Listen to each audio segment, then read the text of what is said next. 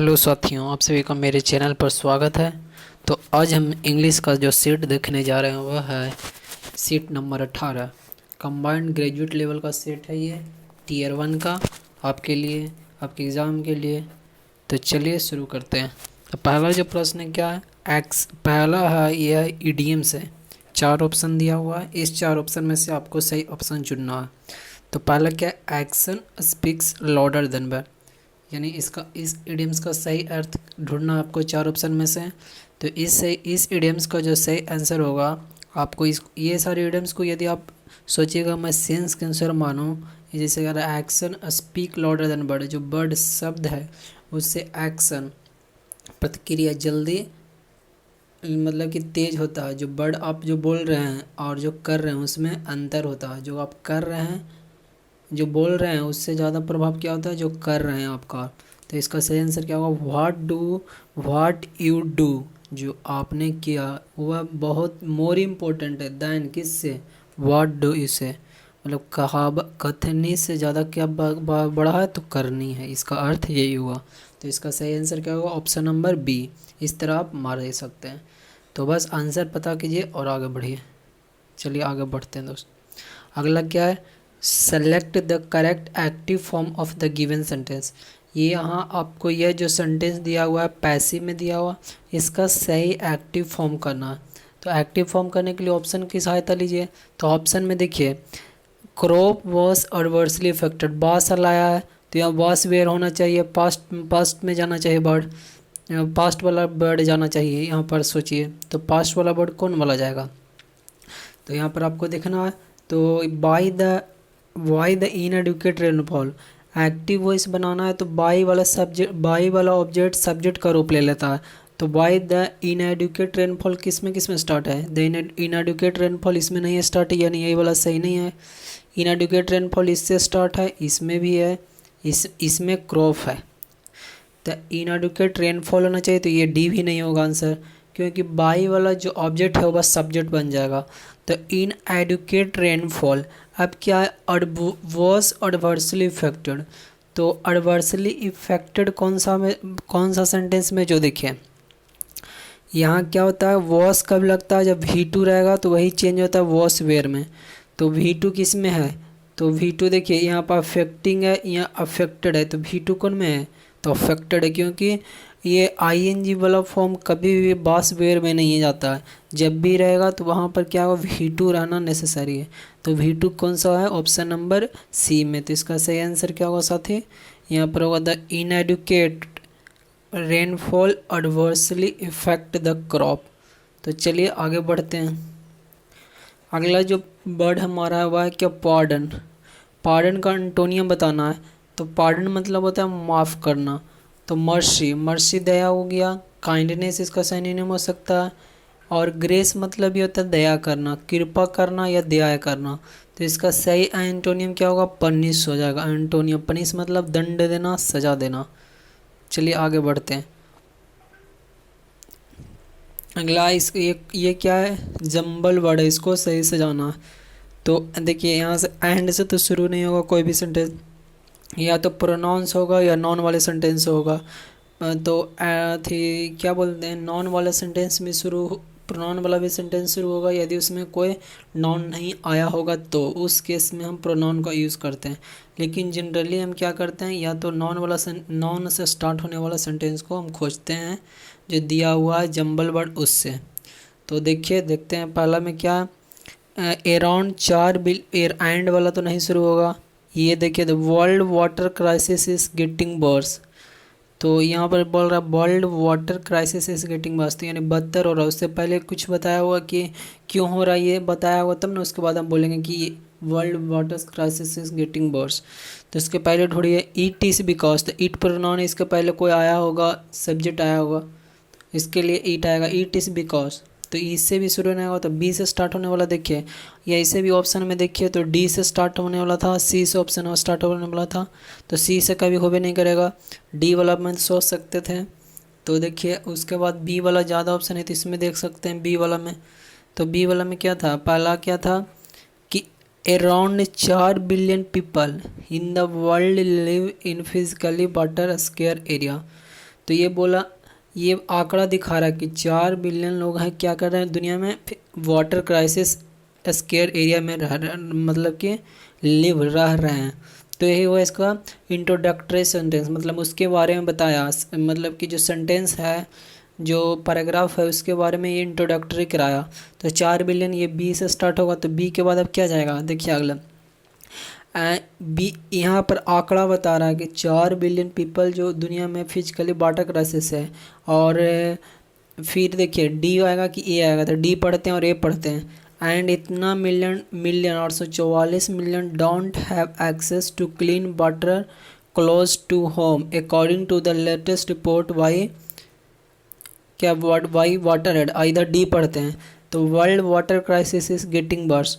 तो देखिए हम यहाँ पर क्या किए हैं, 4 मिलियन पीपल लोग तो फिजिकली लिव कर रहे हैं फिजिकली वाटर क्राइसिस में, और डायरेक्ट बोल देंगे कि वो वर्ल्ड क्राइसिस गेटिंग वर्स, ये नहीं ना, उसके पहले देखिए ए वाला में बहुत अच्छा से यहाँ पर क्या है, न्यूमेरिकल वैल्यू से ही उसको क्लैरिफाई करने का काम किया है कि जब 4 बिलियन पीपल जो वाटर क्राइसिस में तो रह रहे, उसके अलावा 844 मिलियन है ना, में देखिए बिलियन के बाद मिलियन हो जाएगा, ऐसे भी बड़ा से क्या होता है छोटा होगा, तो बी के बाद ए पेयर बनाएगा। तो मिलियन बिलियन में पहले बोले थे, आप बोल रहा है कि मिलियन में जो 844 मिलियन है उसके पास क्लीन वाटर जो घर पर उपलब्ध नहीं हो पाता है, जो according to the latest report by water head. पहला में था कि इतना लोगों जो वाटर स्कैरसिटी में रह रहा है, दूसरा में क्या बोला कि इतना लोगों के पास पानी है, जो पानी तो है लेकिन मतलब क्लीन वाटर नहीं पहुंच रहा, यानी ये दोनों पेयर बनेगा, बी और ए का पेयर कौन में है, तो इसमें है। अब आगे देखिए, the world water crisis in getting worse, अब ये गेटिंग बर्स हो गया, इसी को फिर बताया इट इज़ बिकॉज, प्रोनाउन इसी के लिए यूज़ किया, it is because globally B use 6 times as much as water today as we did 100 year ago। तो इसी को यहाँ पे जोड़ा इट इज़ बिकॉज करके, तो यानी डी के बाद सी, यानी आंसर से केस का इसका सही आंसर क्या होगा साथी, ऑप्शन नंबर डी इसका सही आंसर है। समझ गए होंगे आप। तो चलिए आगे बढ़ते हैं। अगला है पर्सन हु ड्रॉस और प्रोड्यूस मैप, जो मैप को ड्रॉ करता है और प्रोड्यूस करता है उसको क्या बोलते हैं साथे, तो उसको बोलते हैं कार्टोग्राफर। ये वन वर्ड सब्स्टिट्यूशन आपको याद रहेगा तो मारिएगा। लेक्सियोग्राफर तो डिक्शनरी वाला को बोलते हैं, कालीग्राफर जो कोई ड्राइंग व्राइंग करता है, लेकिन जो प्रोड्यूस करता है मैप को और ड्रॉ करता है तो उसको बोलते हैं कार्टोग्राफर। ऑप्शन नंबर 20 सही आंसर है। कोरियोग्राफर देखते होंगे फोटोग्राफी में, ये इसमें यूज होता है, तो ये तो नहीं होगा।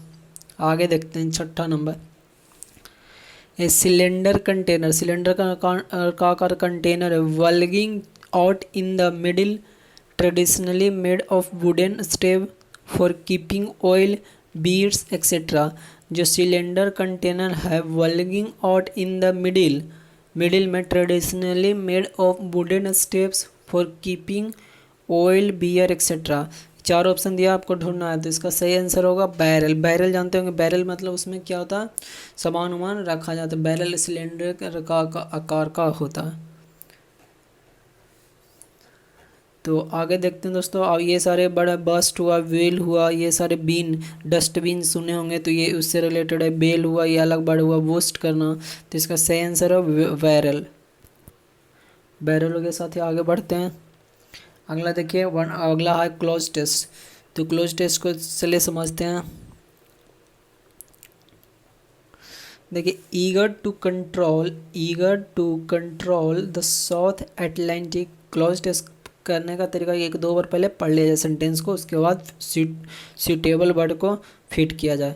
तो eager to control the South Atlantic, the British navy has tasked admiral Byron Dawes settling an island off the South America coast. Dawes ships could resupply and then finding an alternative Dawes to the East Indies. After rounding the tips of South America, Admiral Byron confronted the world's Dawes body of water, the endless Pacific Ocean. After a month of empty blue horizon, a tiny island, Dawes, Byron joyously described the world's beautiful appearance, surrounded by a beach of the finest white sand and covered with algae. तो ये एक बार पढ़ लीजिएगा तो कुछ कुछ idea आ जाएगा। उसके बाद अब इसको देखिए फिल करते हैं, सूटेबल वर्ड को फिल करते हैं। तो पहला क्या था, eager to control the South Atlantic. इसमें एक क्या था, एक व्यक्ति के बारे में बताया गया कि वो साउथ अटलांटिक गया, उसके बारे में वहाँ से अलग मतलब कि वाटर क्राइसिस के बारे में बोल रहा था, वाटर के बारे में। तो eager to control the South Atlantic, eager मतलब इच्छुक होना, कंट्रोल नियंत्रित में, the South Atlantic the British navy, जो British navy has task admiral task task admiral Byron Dawes settling and Iceland off the south coast. तो Byron तो क्या settling करेगा, इसके बारे में बताना। तो settling Byron with settling and honour, इसका सही आंसर होगा, फॉर नहीं होगा, फ्रॉम भी नहीं हो सकता, ऑफ भी नहीं हो सकता, कि बायरन विथ सेटलिंग, विथ के साथ सेटलिंग होगा। ऑप्शन नंबर डी आंसर सही है, with settling and Iceland off the South America coast. तो इसका सही आंसर होगा ऑप्शन नंबर पहला का डी। अब आगे बढ़ते हैं, with settling and Iceland off the South America coast. आगे देखिए, कोस्ट डास ships could resupply and then finding an alternative. डास मतलब कि वहाँ पर जो सेटलिंग करेगा off the South Africa coast, बेयर, उसके बाद जो बेयर जहाँ पर सीप जो जैसे बहुत दूर से सीप आ रहा है तो उसके लिए स्थान एक बनाया जाता है, वहाँ से क्या करता है, सीप को कुड रीसप्लाई, दोबारा सप्लाई के लिए भेज जा सकता है। तो वहाँ बेयर मतलब जहाँ से, देयर तो नहीं हो सकता, पर्सन देयर, हियर देयर नहीं हो सकता, बेन नहीं हो सकता, बेन टाइम के लिए दिखा रहा है, बेयर एवर ये भी नहीं हो सकता। तो सही आंसर होगा सी, बेयर जहाँ पर सीप जो जहाज है could resupply and then finding an alternate, finding an alternate क्या, अलग अलग वहाँ पर अल्टरनेट क्या करेगा, रूट को फाइंड करेगा, अल्टरनेट रूट को फाइंड करेगा।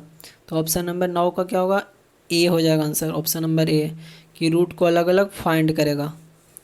To the East Indies after rounding the tip of South America, जब साउथ अमेरिका के टिप को पूरा करने पर Admiral Byron confronted the world's डास, तो एडमिरल बायरन ने जो कन्फ्रंट किया, क्या कन्फ्रंट किया, जो वर्ल्ड जो दुनिया का जो सबसे कन्फ्रंट मतलब सामना होना, तो क्या सामना हुआ देखिए यहाँ पर world's,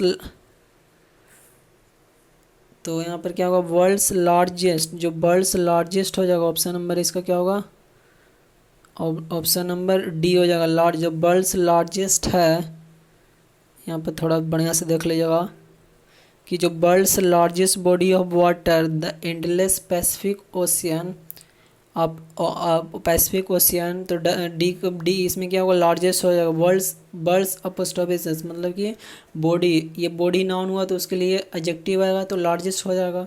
after a month of empty blue region a tiny island, क्या होगा tiny island, Dawes Byron joylessly describe the island, जो डिस्क्राइब जोयलेसली जो मतलब कि मंथ महीने के बाद empty blue horizon tiny island क्या हो गया, अपीयर्ड हुआ होगा। तो उसी के बारे में जो बायरन था जो आइसलैंड के ब्यूटीफुल के बारे में क्या किया, डिस्क्राइब किया। तो यहाँ पर क्या होगा आंसर ऑप्शन नंबर इसका 11 का, तो 11 का बी हो जाएगा, अपीयर्ड हो जाएगा। तो इस तरह आप समझ गए होंगे क्लोज टेस्ट दोस्तों। आगे बढ़ते हैं, अगला क्या, अगला हमारा है वन सब्सटीट्यूशन वाले, अंडरलाइन पार्ट को सब्सटीट्यूशन करना है।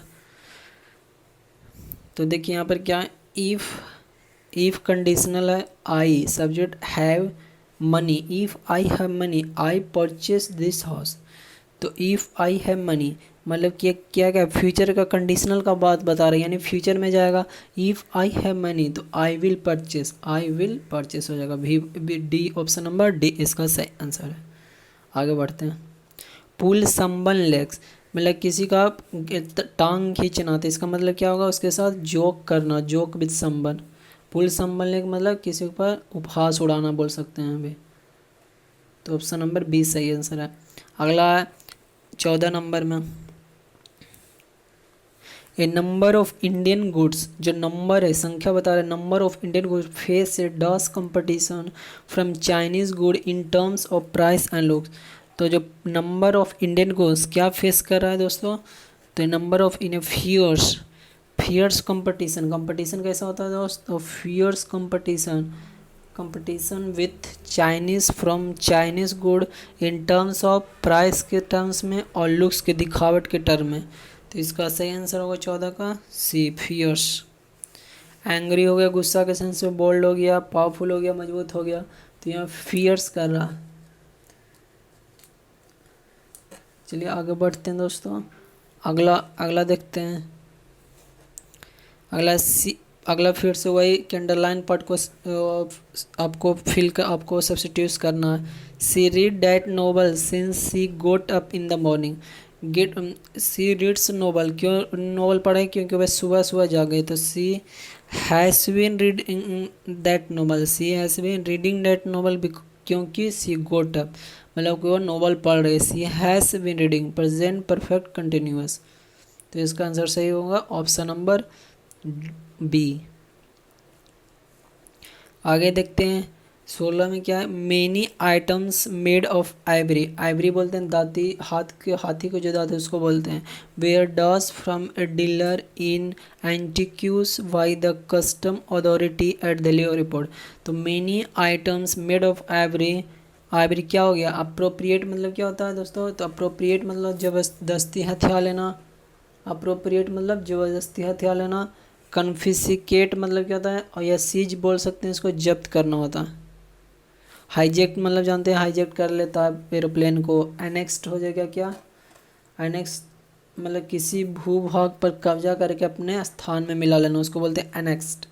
किसी भूभाग को क्या करना, कब्जा करके अपने स्थान में मिला लेना। लेकिन यहाँ पर क्या, many items made of ivory were क्या किया, कन्फिसिकेट कर दिया गया फ्रॉम ए डीलर, क्या किया, उसको जब्त कर लिया। कौन किया, तो दिल्ली एयरपोर्ट पर अथॉरिटी के द्वारा जब्त कर लिया गया, ना कि हाईजेक्ट कर लिया गया। अप्रोप्रिएट तो नहीं होगा, ज़बरदस्ती हथियार लेना, ज़बरदस्ती तो नहीं हथियार ले, उसको क्या किया, जब्त कर गया।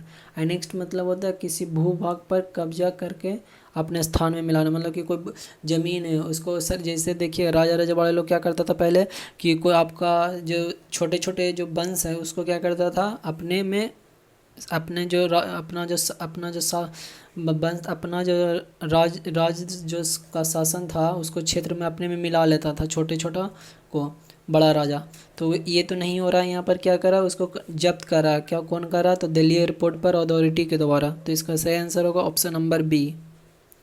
आगे देखते हैं, she lost a big order from a known showroom in case of her own carelessness.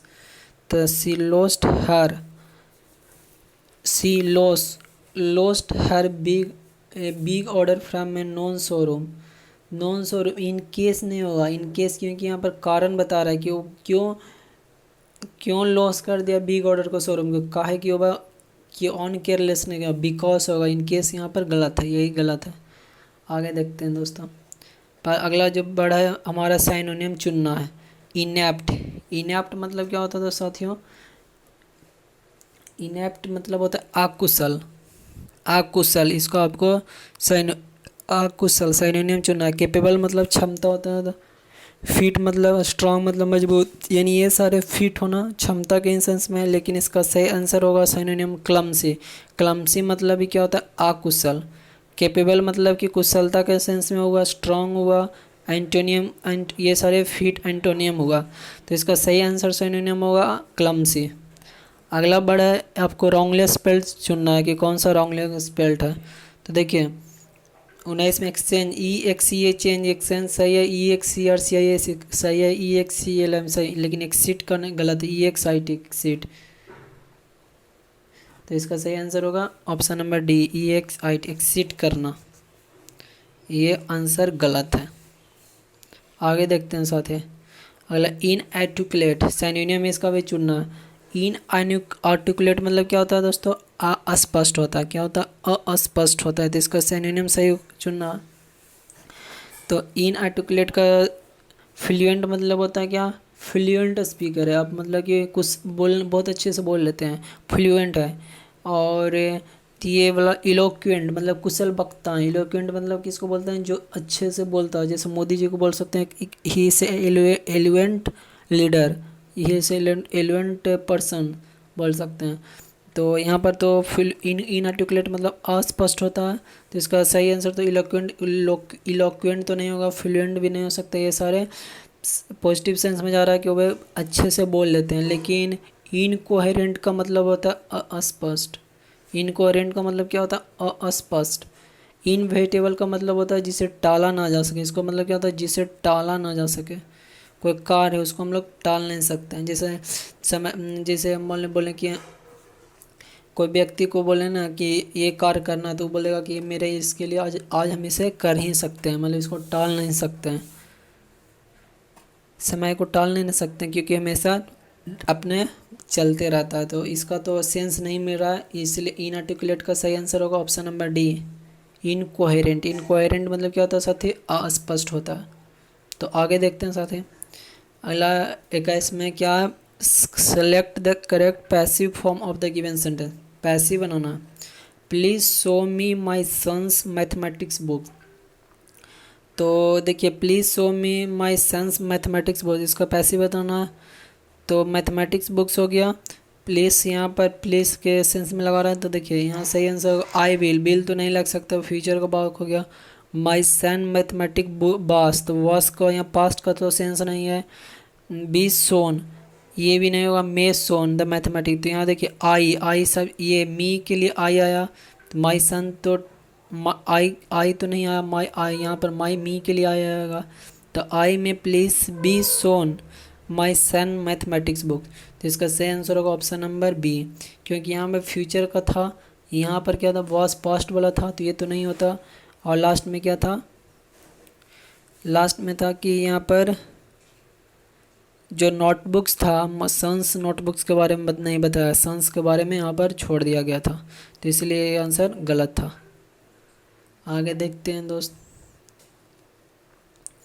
आगे देखते हैं। अगला जो आपको शब्द चुनना है कि कौन सा गलत है, थी इनकरेक्ट स्पेलिंग है, तो इसका सही आंसर होगा कंसाइंस ही गलत है। सीधे पकड़िए, यदि इसको आप झमेला ये सारे वर्ड को देखिएगा, जो एक बार में आता है उसको बस पकड़ लीजिए।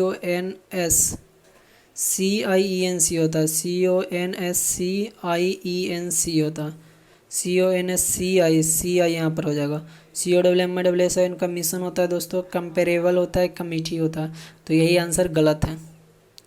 अगला देखते हैं साथी। अगला हमारा एक्सेप्शनल।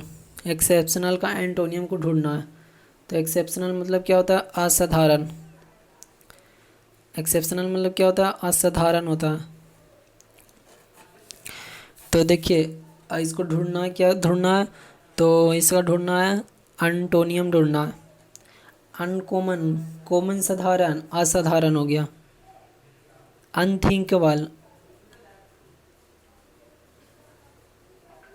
अनथिंकेबल मतलब क्या हो गया, सोचने, जैसे थिंक मतलब सोचना होता है, जिसको अचेत बोल सकते हैं, अचेत। अनइमेजिनेबल, काल्पनिक है लेकिन अकाल्पनिक है। अनकॉमन, असाधारण, ये सारी क्या अनथिंकेबल सिनोनियम है। लेकिन अनरिमार्केबल मतलब क्या होता है, साधारण। एक्सेप्शनल मतलब क्या होता है, असाधारण। और अनरिमार्केबल मतलब क्या होता है, साधारण। यानी इसका सही एंटोनियम क्या होगा, ऑप्शन नंबर डी। चलिए आगे देखते हैं साथी। अगला टोरेंटियल रेंस। टोरेंटल मतलब मूसलाधार बारिश होता है दोस्तों। एंड बीन्स, एंड के पहले रेंस, एंड के बाद बीन्स of up to 170 kilometre per hour swept भी2 में जा रहा है। स्वेप्ट अवे रोड्स, होम्स घर के बारे में बोल रहा है। And bridges and knocking down power and communication line. तो यहाँ देखिए नॉकिंग डाउन सब तो सेंटेंस V2 के फॉर्म में ही आ रहा था। स्वेप्ट अवेयर हो गया, स्वेप्ट हो गया। एंड ब्रिजेस हो गया साथी। एंड नॉकिंग डाउन, तो नॉकिंग डाउन नहीं होगा, यहाँ पर क्या होगा, नॉक डाउन होगा। क्यों, क्योंकि अब नॉक डाउन नॉक्ड डाउन हो जाएगा पावर, क्योंकि यहाँ V2 के फॉर्म में सब सेंस जा रहा है, तो यहाँ भी V2 लाना है। तो यहाँ पर ऑप्शन नंबर ए ही सही आंसर, मतलब इसका गलत यहाँ पर है। इसको सही आंसर होगा नॉक्ड डाउन होगा। आगे देखते हैं 25 में। अगला कि जंपल वर्ड है, इसको आपको सही करना है। तो देखिए पहला क्या, an estimate 70% of this plastic, कौन सा plastic, beach enter the sea things. An estimate तो ए से शुरू तो नहीं होगा क्योंकि पहले इसके बारे में बताया गया होगा।